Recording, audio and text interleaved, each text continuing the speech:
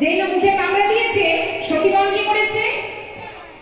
শেকড়টা 3 বার দিয়েছিল ওনাকে, সেই শেকড়টা দিয়েছে, সেই শেকড়টা 3 বার ভুলিয়ে দিয়েছে, কিন্তু তাও বেরিয়ে